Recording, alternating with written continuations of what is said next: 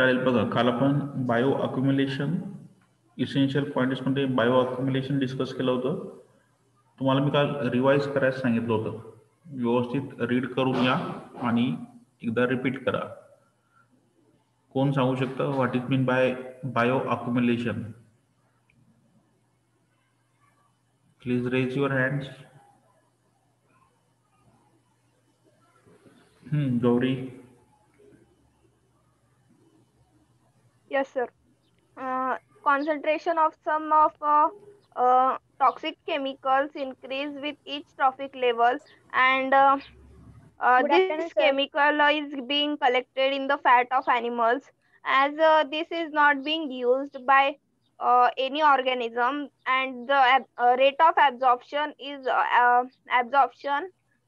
is more than the rate of excretion. So these toxic chemicals are being accumulated in our body, and example is when a herbivorous eat a plant which is sprayed with pesticides.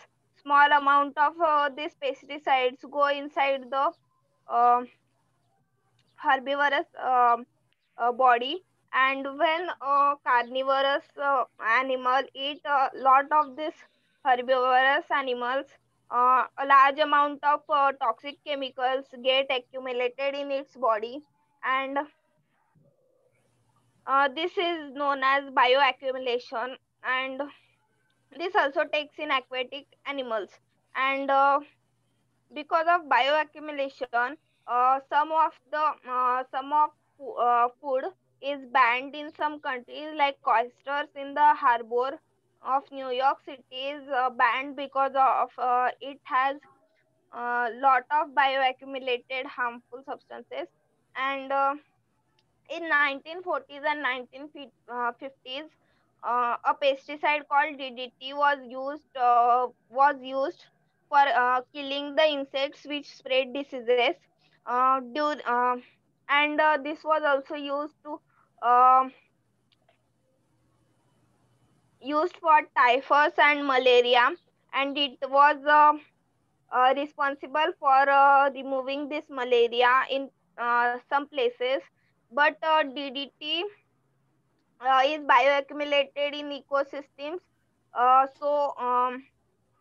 And some forms of DDT are not decomposed for near about 20 years. And because of this DDT's use, worms, grasses, etc. Have accumulated a lot of DDT, and it was most of affected on top animals like eagles, as they eat some other animals. Large amount of DDT get in accumulated in the body, and also the birds who are having a large amount of DDT lays eggs with a very thin shell. Due to this, the baby bird hatches before the time it gets ready, and also it is easier for snakes and other birds to take that egg and have that embryo inside. And this DDT was also a reason for decline of bald eagle, and nowadays DDT has been banned. Okay, good. चांगलं सांगितलंय नी. Already सोपा concept आहे, आपण discuss केलेला आहे. Next concept आहे, एक रूल ऍक्च्युअली, म्हणजे ऍक्ट गव्हर्नमेंटनी लागू केलेला आहे. That is the forest conservation act. म्हणजे आपली जंगल वाचवण्यासाठी गव्हर्नमेंटनी एक त्या ठिकाणी रूल काढला होता. त्याला नाव दिलं द फॉरेस्ट कन्झर्वेशन ऍक्ट 1980. बघा, तो ऍक्ट मध्ये काय म्हटलंय, the forest conservation act 1980 came into force with the effect from October 25, 1980. Under the provision of this act, prior approval of the central government is essential for diversion of forest lands for non-forestry purposes. बघा, याचा अर्थ असा आहे, 25 October 1980 साली गव्हर्नमेंटनी जंगल वाचवण्यासाठी एक act त्या ठिकाणी इम्प्लिमेंट केला होता. म्हणजे त्यालाच नाव दिलं होतं फॉरेस्ट कन्झर्वेशन ऍक्ट. त्यामध्ये त्यांनी काय म्हटलं होतं की तुम्हाला जर का म्हणजे लोक जे जंगलतोड करायचे त्यासाठी तुम्हाला एक रूल घालून दिला. त्यामध्ये काय होतं, central government is essential for diversion of forest lands into the non forestry purposes. जी काही फॉरेस्ट लँड असेल किंवा जंगलाची जी काही जागा असेल त्या जागेवरती जर का तुम्हाला काही म्हणजे झाडं तोडायची असतील किंवा ती जागा जर का युटिलाइज करायची असेल किंवा त्याला नॉन फॉरेस्ट्री पर्पज म्हणजे तुम्ही वेगवेगळ्या जसं बिल्डिंग बांधणे असेल किंवा ती जागा एखाद्या कंपनीसाठी युटिलाइज करायची असेल किंवा what ever may be the reason, जंगलाचा जो काही एरिया असेल त्याला नॉन फॉरेस्ट्री पर्पजसाठी जर काही यूज करायचं असेल तर त्यासाठी तुम्हाला गव्हर्नमेंटची परमिशन लागेल. असा त्या ठिकाणी एक रूल 1980 मध्ये गव्हर्नमेंटनी पास केला होता. In the national interest and in the interest of future generations, म्हणजे देशाच्या भवितव्यासाठी आणि समोर येणाऱ्या जनरेशनसाठी सुद्धा हा रूल फार महत्वाचा होता. The basic objective of the act is to regulate the indiscriminate diversion of forest lands for non-forestry uses and to maintain a logical balance between the development needs of the country and the conservation of natural heritage. म्हणजे जेवढं काही आपल्याला आपली जशी जशी development होते तशी तशी आपल्याला जागा सुद्धा कमी पडते.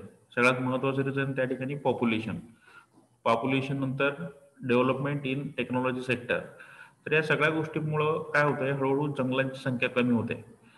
तर हे होत असताना त्या ठिकाणी गव्हर्नमेंटचा वॉच असायला पाहिजे, त्यासाठी हा रूल त्या ठिकाणी वर्कआउट केलेला आहे किंवा पास केला गेला होता. ही डेट ध्यानात ठेवा, ऑक्टोबर 25, 1980. तुम्ही आजही जर का बघत असाल, तुम्हाला जंगलामध्ये जाऊन जसं सागाची झाडं वगैरे असतील तर याच्यासाठी तुम्हाला गव्हर्नमेंटची परमिशन काढावी लागते. असं नाही की तुम्ही जंगलात गेले आणि झाड तोडलं. त्यावर म्हणजे असं जर कोणी करत असेल तर त्या ठिकाणी एखादा तुमच्यावर फौजदारी गुन्हा सुद्धा दाखल होऊ शकतो. त्यामुळे जंगलामधली कोणतीही संपत्ती अशी विदाऊट परमिशन जर का वापरला जात असेल तर ती चुकीचं आहे. त्या ठिकाणी तुम्हाला परमिशन घ्यावी लागेल आणि नंतर जर का गव्हर्नमेंटला तो पॉइंट पटत असेल तरच तुम्हाला ते अलाउ करतील त्या ठिकाणी. तर हा होता act, the forest conservation act 1980. आता नेक्स्ट जी एक मुवमेंट आहे, तुम्ही एखाद्या वेळेस इंग्लिशमध्ये वगैरे तुमचे जे सब्जेक्ट आहे त्यामध्ये स्टडी केलं असेल, त्याला नाव दिलेलं आहे चिपको मुवमेंट. बघा,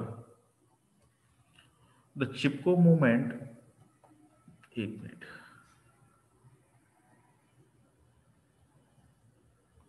the Chipko movement or Chipko Andolan is a movement that practiced the Gandhian method of satyagraha and non-violent resistance through the act of hugging trees to protest them from being cut down. This was first initiated by Amrita Devi while protesting against a king's men to cut the tree. बघा, हा जो चिपको movement, हे नाव कसं पडलेलं आहे याला, चिपकणे. आता तुम्हाला आपला सरळ सरळ आपला जो वर्ड आहे मराठीमध्ये, तर हे लोक काय करायचे, आता त्या ठिकाणी जी इनिशिएट कोणी मुवमेंट स्टार्ट केली होती ही अमृता देवी. तर एका त्यावेळेस राजा वगैरे असे लोक असतील तर ह्या राजाच्या लोकांना त्यांनी झाडं तोडण्यापासून त्यांच्या विरुद्ध प्रोटेस्ट केली होती, ती होती अमृता देवी. तर ते काय करायचे, झाडाला घट्ट आलिंगन द्यायचे किंवा त्याला हक करायचे, जेणेकरून कोणी जर का त्याला तोडायला आले तर त्याला तो अपोज होता एक प्रकारे. आणि ही जी मुवमेंट होती ही कशा पद्धतीची होती, गांधीयन मुवमेंटचा अर्थ काय होतो, गांधी कशावरती बिलीव्ह करायचे जास्त, अहिंसा, नॉन व्हायलन्स. तर त्याला म्हणू आपण सत्याग्रह. हा पण एक त्यांचा माध्यम होतं कोणत्या गोष्टीला प्रोटेस्ट करण्यासाठी. त्यांनी स्वतः कधीही हिंसा त्या ठिकाणी केली नाही, म्हणून त्या ठिकाणी त्यांनी म्हटलंय it is a Gandhian method by using Satyagraha and non violent resistance. म्हणजे समोरच्याने आपल्याला जर का कोणी मारत असेल आपण त्याला रिप्लाय न करता मार खाऊन गेले, याला आपण म्हणू शकतो अहिंसा किंवा नॉन व्हायलंट रेजिस्टन्स. तर या पद्धतीने ही चिपको मुवमेंट त्या ठिकाणी राबवण्यात आली होती आणि फाउंडर त्याचे Amrita Devi. The modern Chipko movement started in early 1970s in the Garhwal Himalayas of Uttarakhand, then in Uttar Pradesh with growing awareness of rapid deforestation. आता त्यांनी जी अमृतदेवीनी सुरुवात केली होती त्याचं डेट नाही दिली त्या ठिकाणी, परंतु लॅटर ऑन जी मॉडर्न चिपको मुवमेंट आहे म्हणजे त्या मुवमेंटला फ्युचरमध्ये फॉलो केलं गेलं, तर ती डबल रिइम्प्लिमेंट झाली 1970 मध्ये. ती झाली गरवाल हिमालय उत्तराखंडमध्ये जे गरवाल नावाचं एरिया असेल त्या ठिकाणी ही इम्प्लिमेंट झाली होती. With growing awareness of rapid deforestation. त्या ठिकाणी हे लोकांना अवेअरनेस झालं असेल की झाडं आपण तोडायला नाही पाहिजे, सगळ्यांनाच माहिती त्याचे फायदे आणि तोटे.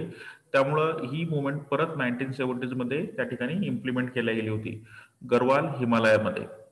That is located in UP, Uttar प्रदेश.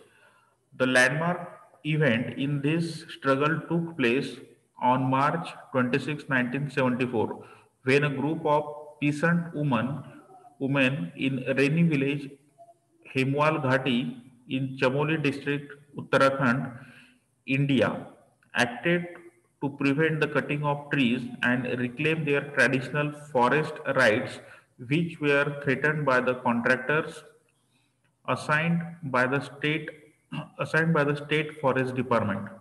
बघा, नंतर 1970 मध्ये ही हळूहळू स्टार्ट झाली होती आणि मेजर डेव्हलपमेंट त्यामध्ये कधी झाली, 26 मार्च 1974 मध्ये, 1974 मध्ये. त्यामध्ये काय झालं, त्यामध्ये त्यांनी परत एरिया दिलेला आहे उत्तराखंड मधलाच रेनी व्हिलेज.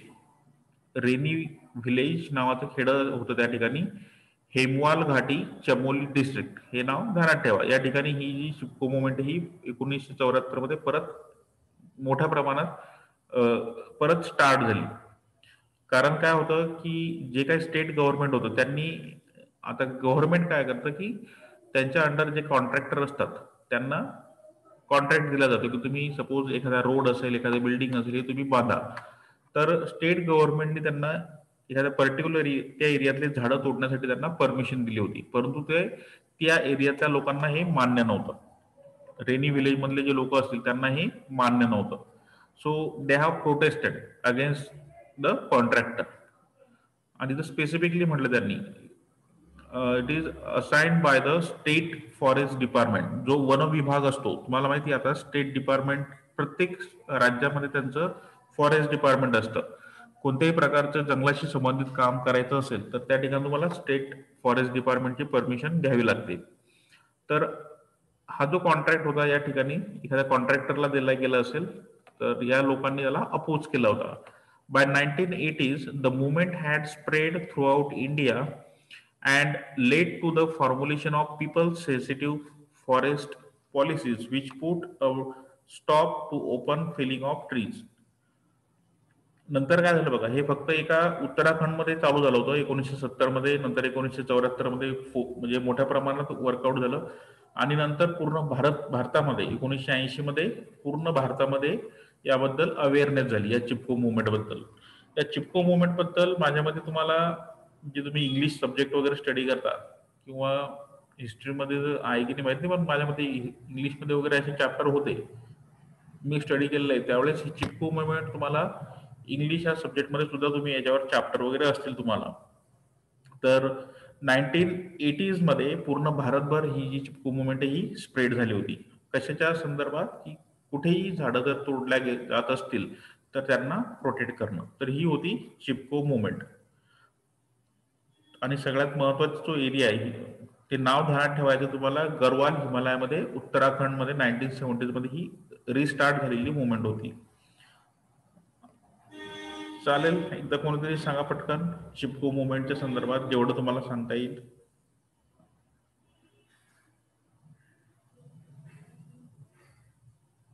हा Sharayu. Yes sir. Sir, Chipko movement किंवा चिपको आंदोलन हे एक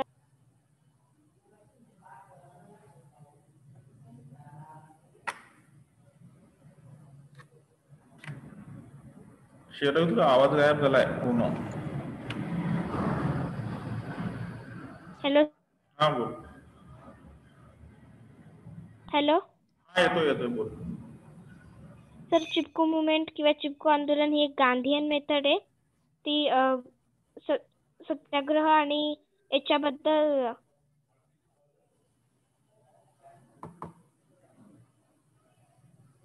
हा ईश्वरी, तुझा आवाज नाही येते शरीर. ईश्वरी. Yes, sir. Sir, Chipko movement, also known as Chipko Andolan, it is just like means non-violence.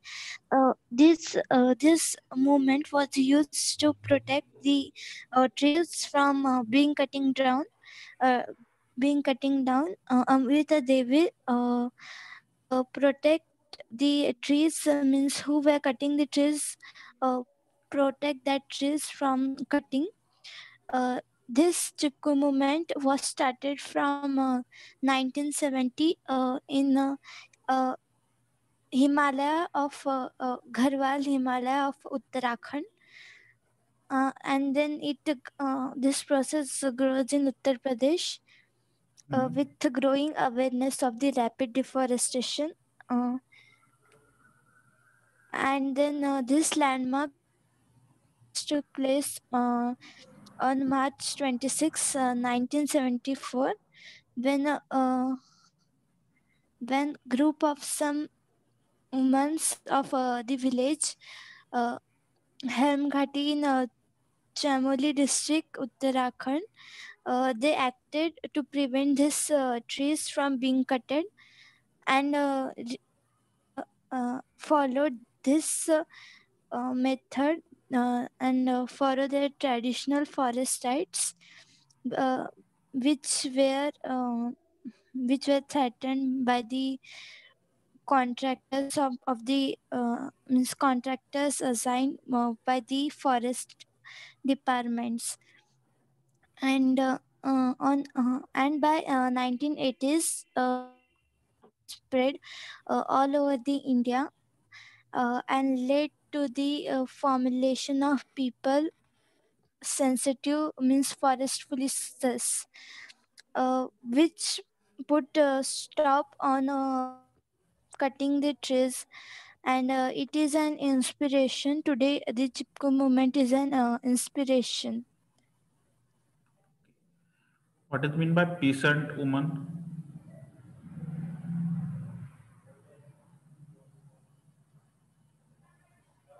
Anyone?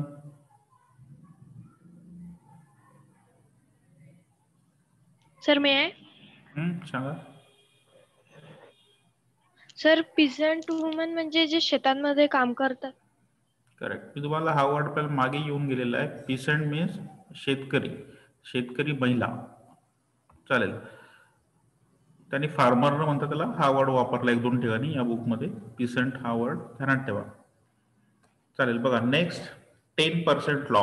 आता एक नवीन कन्सेप्ट या ठिकाणी इम्प्लिमेंट होतोय. त्याला म्हटलंय 10% law.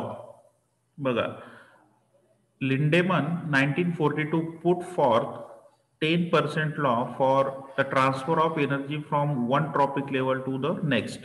According to the law, during the transfer of energy from one tropic level to the next, only about 10% of the energy from organic matter is stored as a flesh. The remaining 90% is consumed in digestion, in ingestion, respiration, maintenance of the body, heat and other activities. हा जो लिंडेमन नावाचा scientist आहे यांनी जे food chain आहे त्याचा व्यवस्थित study केला आणि त्यावरून त्यांनी एक लॉ पुट केला. त्या लॉ मध्ये त्यांनी असं म्हटलं होतं जी काही एनर्जी लेवल ट्रान्सफर होते, जसं फिगर मध्ये दिसतंय तुम्हाला, grass is eaten by the deer, deer is eaten by the lion. So या ठिकाणी ही जी एनर्जी ट्रान्सफर होते म्हणजे गवतामधली जी काही एनर्जी असेल ती या डिअरला जाईल. डिअरची शिकार केल्यानंतर जी काही एनर्जी या लॉयनला भेटेल या ठिकाणी, तर ही जी एनर्जी ट्रान्सफर होते one trophic level to another trophic level, तर हे जे एनर्जी लेवल ट्रान्सफॉर्मेशन या ठिकाणी होत असतं त्यातलं फक्त 10% एनर्जी ही one level to next level मध्ये कॅरी ऑन होते. बाकीची 90% एनर्जी ही वेगवेगळ्या ऍक्टिव्हिटीज मध्ये युटिलाइज केल्या जाते. म्हणजे त्या ठिकाणी इंजेक्शन असेल, रेस्पिरेशन असेल, maintenance of body heat and other activities, सगळ्या प्रकारच्या ज्या काही ऍक्टिव्हिटी शरीरामध्ये मेटाबॉलिक ऍक्टिव्हिटी म्हणू आपण त्यासाठी ती खर्च केल्या जाते. फक्त 10% एनर्जी ही तुमची in the form of fat or in the form of flesh, म्हणजे जे काही मांस वगैरे म्हणतो आपण शरीरामध्ये जे प्राण्यांचं मांस असतं तर त्यांनी इथं स्पेसिफिकली म्हटलंय only about 10% of energy from organic matter is stored as flesh. तर त्याला तुम्ही आपण काल डिस्कस केलं होतं, फॅटच्या स्वरूपात सुद्धा ही एनर्जी त्या ठिकाणी सेव्ह राहू शकते. सो ओनली यातलं सांगायचं एकच तात्पर्य, फक्त 10% एनर्जी ही एका एनर्जी लेवलपासून दुसऱ्या एनर्जी लेवलपर्यंत ट्रान्सफर होते. त्यामुळं ह्या रूलला काय म्हटलंय, 10% लॉ. आणि सायंटिस्टचं नाव होतं लिंडेमन, इयर होतं 1942. Next, plant utilize sun's energy from primary production and can store only 10% of the utilized energy as the net production available for the herbivorous. When the plants consumed by animals, about 10% of the energy in the food is fixed into animal flesh, which is available for the next trophic level, that is carnivorous. When carnivore consume that animal, only about 10% of energy is fixed in its flesh for the higher level. म्हणजे एका generation मधून next generation मध्ये हे transfer होत असताना त्या ठिकाणी फक्त आणि फक्त 10% एनर्जी ही ट्रान्सफर होते. आता हे कसं होतं तुम्हाला या फिगरच्या फॉर्म मध्ये चांगलं समजेल. बघा इथे काय दिलं त्यांनी, सुरुवात आहे sun is the ultimate source of energy, हे आपण म्हटलेलं आहे. यामध्ये त्यांनी दिलंय तुम्हाला समजण्यासाठी, for example 1000 joules of light energy is given by the sun. Okay, किती दिली आहे, 1000 joules. आता ही एनर्जी ऑब्विसली कोण ऑब्झर्व करेल, for the process of photosynthesis it is absorbed by the sun. म्हणजे फोटोसिंथेसिस प्रोसेससाठी तुम्हाला माहिती आहे जो काही कॅटलिस्ट आहे त्या ठिकाणी हा असेल सनलाइट. तर ही जी काही एनर्जी आहे ती जे काही ग्रीन प्लांट्स असतील ते ऍब्सॉर्ब करतील. आता या ठिकाणी बघा इथे काय दिलंय, फक्त आता 1000 चे 10% किती होतील, ऑब्विसली 1000 चे 10% 10 joules of energy available as food. फक्त 10% यातली वापरल्या गेली. इथं मेन्शन सुद्धा केलेलं आहे, इथे त्याला नाव दिलंय producer. Only 10 joules energy is available as a food, that is for the producer. And उरली किती आहे, 1000 मधली 10% युटिलाइज झाली, उरली किती 990, this much. This 990 joules energy loss to the environment. ही एनर्जी नंतर बाकीची एन्व्हायरमेंट मध्ये ऍब्सॉर्ब केल्या गेली. आता बघा, one trophic level to another trophic level म्हणतोय आपण. आता हे जे काही ग्रीन प्रोड्युसर असतील किंवा ग्रीन प्लांट्स असतील याला कोण खाईल, दिस डिअर.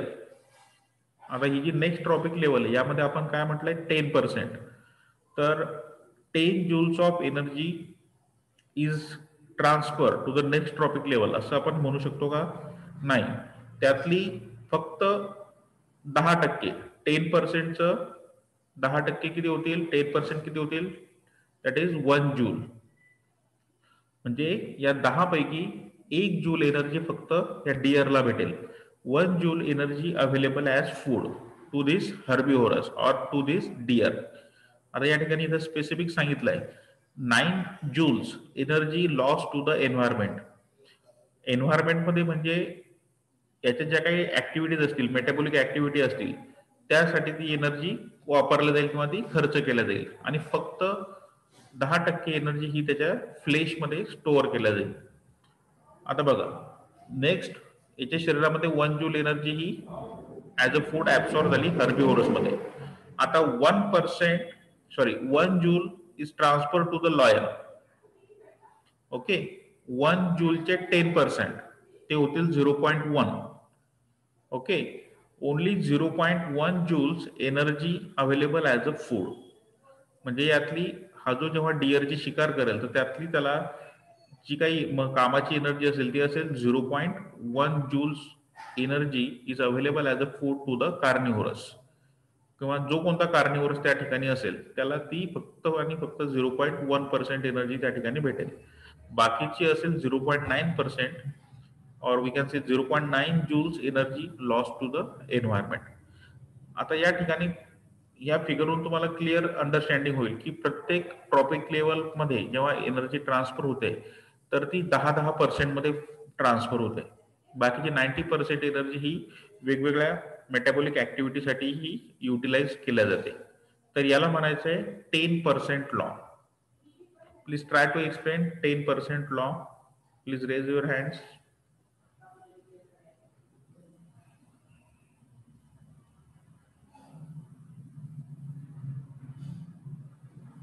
हाँ Dhanashri. Yes, sir. The 10% law is a law in which the transfer of energy from one tropic level to another tropic level.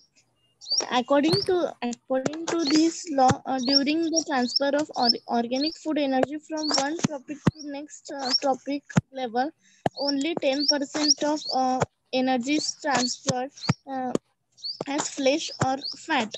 The remaining 90% is consumed by ingestion, respiration, and for the maintenance of body heat. Um, uh, Example, like when the sun release 1,000 joule of energy, so the plant take only 10 joule of energy from sun. Thereafter, a deer will take 10 joule from the plant, and the lion will eat the deer, and one and the lion eaten the deer, it will take only 1 joule, and the 0.1 joule energy will available as a food, and this law is known as a 10% law. Okay. या ठिकाणी सायंटिस्टचं नाव ध्यानात ठेवा सगळ्यांनी. एखाद्या वेळेस objective मध्ये विचारला जातं ते. That is Lindeman in 1942. चालेल. नेक्स्ट कन्सेप्ट आहे, लास्ट पॉइंट आहे इसेन्शियल पॉइंट्स मधला, that is jhum cultivation. What is mean by jhum cultivation, that we have to check. इथं स्पेलिंग आहे JHUM, that is jhum cultivation, किंवा याला तुम्ही दुसरा वर्ड वापरू शकता, शिफ्टिंग कल्टिवेशन. झूम और shifting. So what is meant by shifting cultivation? Zoom or shifting cultivation is a primitive practice of cultivation, and people involved in such cultivation are called zoomia. जे लोक किंवा जे शेतकरी वगैरे म्हणून आपण या कल्टिवेशन मध्ये काम करतात आहे तर त्यांना म्हटलं जातं jhumia. JHUMIA, that is called as the jhumia. The practice involves clearing vegetation or forest cover on a land or slopes or of a hill, drying and burning it before onset of monsoon and cropping on it thereafter. After harvest, this land is left fallow and vegetative regeneration is allowed on it till the plot becomes reusable for same purpose in a cycle. आता बघा what is mean bye, यांनी थोडंसं shortcut मध्ये दिलंय.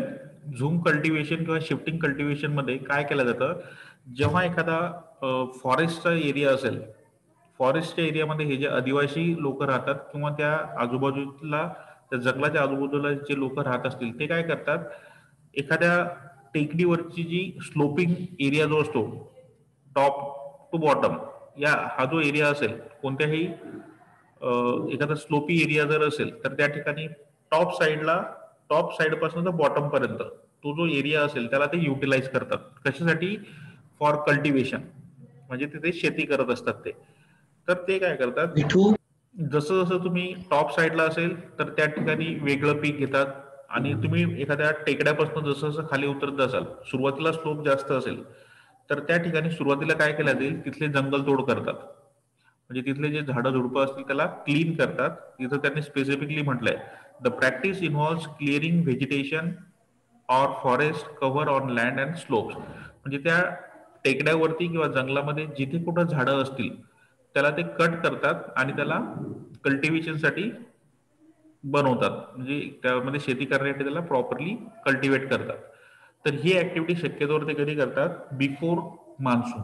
Obviously आपल्या इथे पण शेती केव्हा केली जाते, आपण पाऊस पडण्याच्या आधी आपली शेतीची कल्टिवेशन करून ठेवतो आणि जेव्हा पाऊस सुरुवात होतो तेव्हा पेरणीला सुरुवात केल्या जाते. त्याच पद्धतीने हे शेतकरी सुद्धा जी जंगलामधली गोष्ट करतोय आपण त्याला झुमिया कल्टिवेशन म्हटलेलं आपण.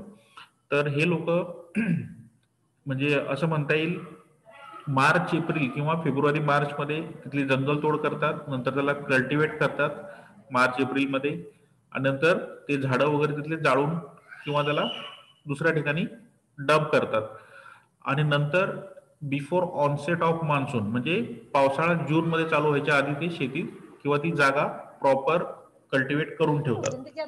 After cultivation, after harvest, this land is left fallow and vegetative regeneration is allowed on it till the plot becomes reusable.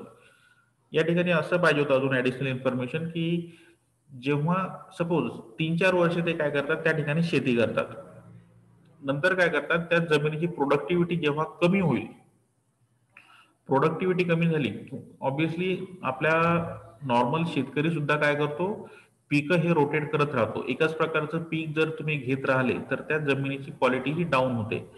तर हे झुमिया लोक काय करतात 3-4 वर्ष त्या पर्टिक्युलर प्लेसवर शेती केल्यानंतर ती जागा सोडून देतात.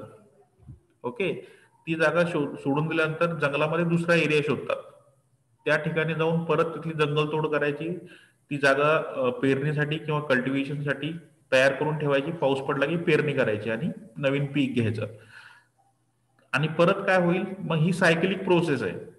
ती जागा सुद्धा 3-4 वर्ष वापरतील, तिथलं प्रोडक्शन कमी झालं ऑब्विसली एकाच प्रकारचं पीक घेतलं तर जमिनीची क्वालिटी लो होईल, प्रोडक्शन लो होईल. मग परत ते काय करतील जी फर्स्ट जागा त्यांनी कल्टिवेट केली होती त्या ठिकाणी परत वापस येतील. तर या प्रकारे हे कल्टिवेशन चालू राहतं. म्हणून याला नाव काय दिलंय शिफ्टिंग कल्टिवेशन, एका जागेवर दुसऱ्या जागेवर शिफ्ट होत राहतात ते. So that's why this is called as a shifting cultivation and in general it is called as a zoom cultivation. जो त्यांचा वर्ड असेल झूम कल्टिवेशन आणि या लोकांना म्हटलं जातं झुमिया. तर हे झालं रिगार्डिंग झूम कल्टिवेशन. आणि यामध्ये अजून एक गोष्ट आहे, या प्रकारची शेती करत असताना ते काय करतात एकदम टॉप वरती तुम्ही पॅडी म्हणजे भाताचं उत्पन्न नाही घेऊ शकत. एखाद्या हिली स्लोप वरती जर असेल एकदम टेकडीच्या सुरुवातीला इथे सगळ्यात जास्त स्लोप असेल त्या ठिकाणी वेगवेगळ्या म्हणजे फोडर वगैरे म्हणू आपण, फोडर म्हणजे जे प्राण्यांना खाणारा चारा जो असतो ते पिकवतील. जसं जसं उतारावरून येतील ते म्हणजे टेकड्यावरून खाली खाली उतरत येतील ऑब्विसली पॅडी कुठं लावतील ते राईस पायथ्याशी, जो टेकडी असेल त्याच्या पायथ्याशी ते पॅडी लावतील किंवा जो राईस म्हणतो आपण, कारण की राईसच्या शेतीसाठी तुम्हाला पाणी हे जमा करून ठेवावं लागतं.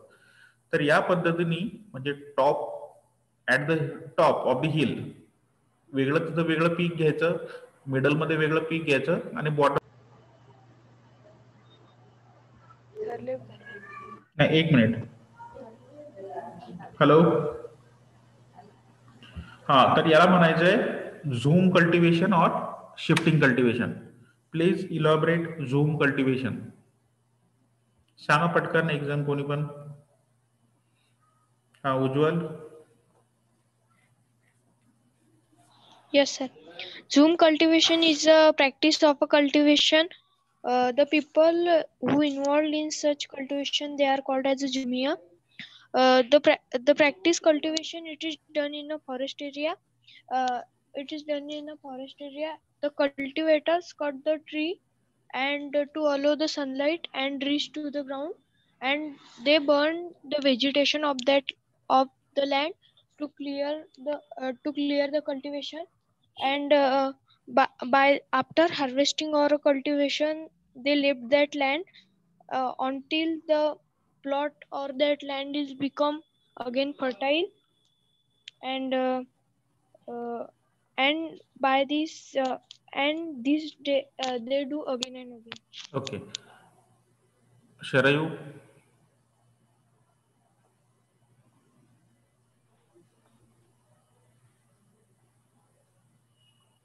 Gauri Lakade. Yes, sir. In this Zoom cultivation or shifting cultivation, the people who do this cultivation are known as Zumia, and in this they clear a a forest area of a land, and after and they plant do here harvesting, and when these crops are ready, they do here cultivation for some years, and when the level of this land becomes low, they shift they shift their farming or farming place, and do their cultivation, and when this land is again ready, they again come here and do farming. Okay, चल तर हे झालं आपलं essential points. Next आहे sort examples. Time संपत आलेला आहे आपला. सॉर्ट एक्झाम्पल्स उद्या घेऊ आपण, आणि संडेपर्यंत हे चॅप्टर होऊन जाईल आपलं. आपल्याकडं उद्या फ्रायडे अँड सॅटर्डे हे 2 दिवस आहे, त्यामध्ये आपलं सॉर्ट एक्झाम्पल्स हे डिस्कस होऊन जातील. तर संडेला या चॅप्टरवरती टेस्ट राहील तुमची, आणि शक्यतोवर मंडे पासून आपण लास्ट चॅप्टर डिस्कस करू, वॉटर वेस्ट वॉटर स्टोरी. तेही चॅप्टर सोपं आहे. चालेल? Any problem? चालेल, मग मी स्टॉप करतोय, टाइम संप